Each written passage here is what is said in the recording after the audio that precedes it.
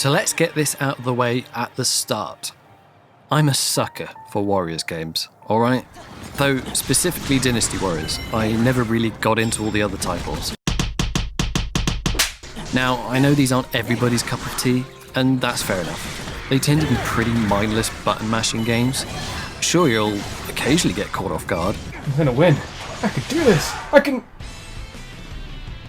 Holy sh... Look at that! Run! No! No, Luke! You overpowered bastard! But in general, how would a 1 versus 1000 hack and slash function if you weren't able to just cut down everyone in your path with ease? But hey, that's why I like them. Oh, and the music. The music is great.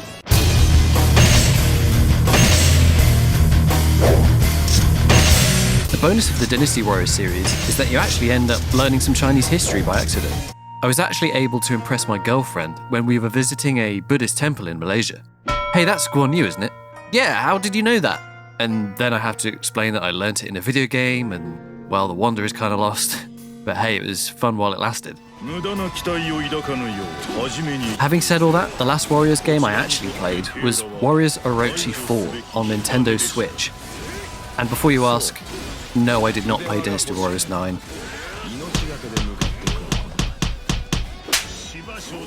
We don't talk about that one.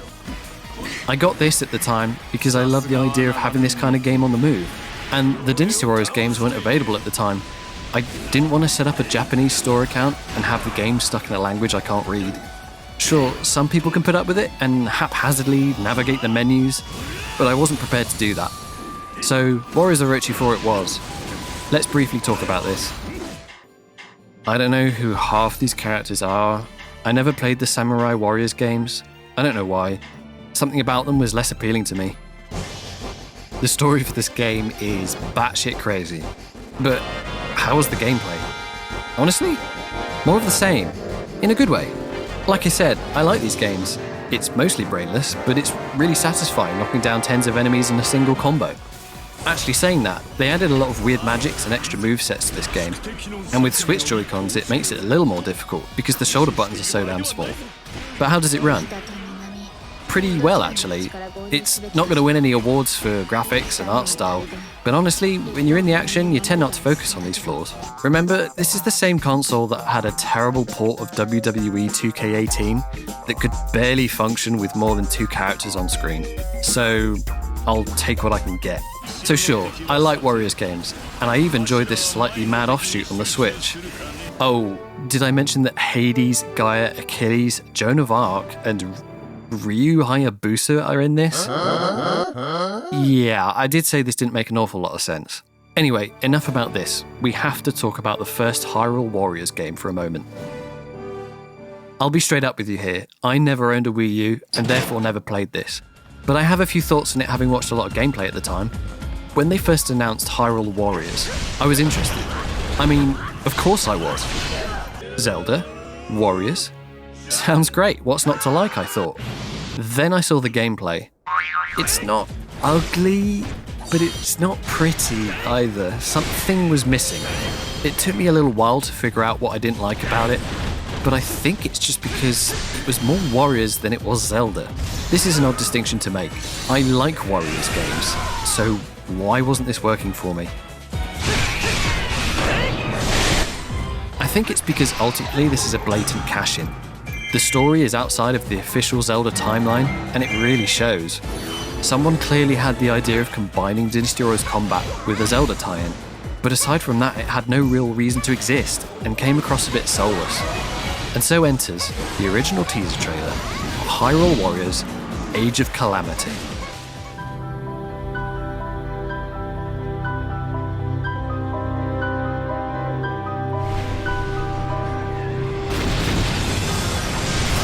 The first thing you notice is that the art style has changed. Breath of the Wild was a superb game, and its art style had a lot to do with it. It's charming and pretty, very pretty, and all the sound effects have made it over too. Things are already looking up. Not only that, we quickly learn that Age of Calamity is set 100 years before the event in Breath of the Wild. This game has a story and is officially canon. It has a reason to exist. I loved Breath of the Wild. It just seemed to do everything right. The vast open world, You can climb every mountain, ford every stream. The story was epic. The side quests were mostly great. The stamina mechanic was great, even the cooking. And on top of the variety of weapons at your disposal, the combat was also fun, truly worthy of its Game of the Year title.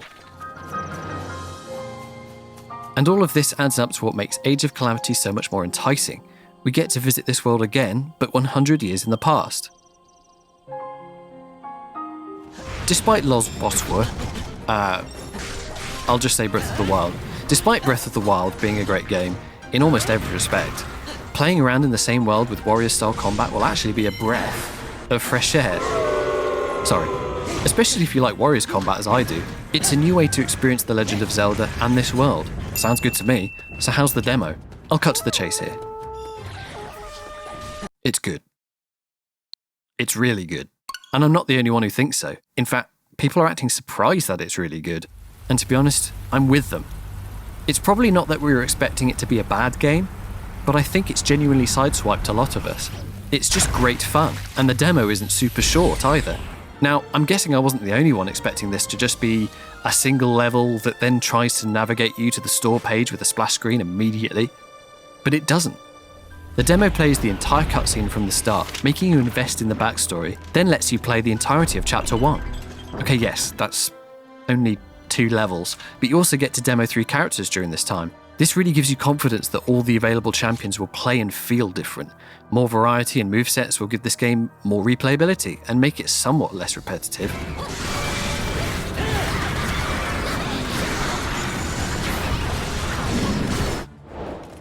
There are even some extra challenge levels you can play that teach you to use and learn certain items or make use of the environment. You can only play as Link on these, but that's okay. Additionally, there are these collector bonuses where you donate items you find during gameplay to bolster the Kingdom of Hyrule. These give numerous little benefits like extra health for your heroes or an extra attack in your combo. The movesets have taken a leaf from the more modern Warriors titles, offering more items and combinations, like the Elemental Rods, Link's Bow, and the Sheikah Slate. This just adds to the chaos and gives you a larger variety of attacks to play with. So how does the Switch handle all this chaos?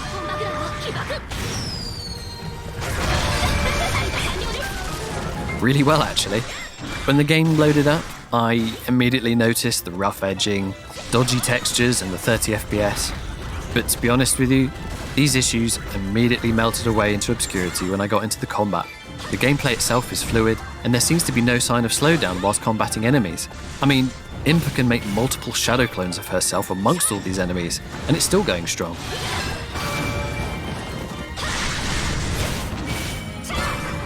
The only major issue I came across was the camera. It's a little hard to maneuver at the best of times, but sometimes it will get stuck behind a rock or be too high up during an air combo, making it hard to see what you're actually doing. It's mostly okay, but maybe more frustrating for some. It's really awesome to hear all these familiar sound effects from Breath of the Wild. You immediately identify with everything around you, and frankly, it makes everything more charming.